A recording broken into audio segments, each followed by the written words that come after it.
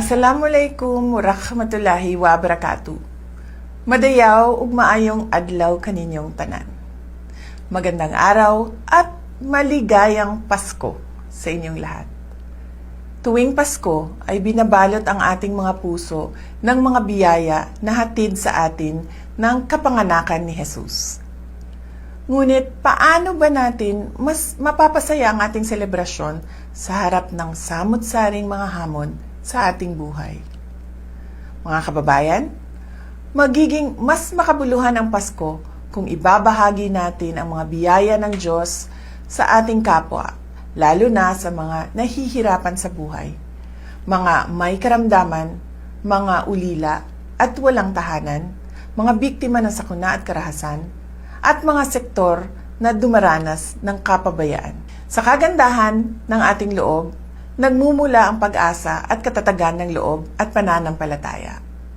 At ito ang gagabay at magpapalakas sa atin bilang mga individual, bilang mga pamilya, at bilang isang bansa.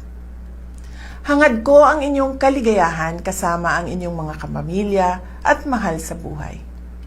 Lagi din nating ipagdasal ang biyaya ng kapayapaan at katatagan ng ating minamahal na bansa.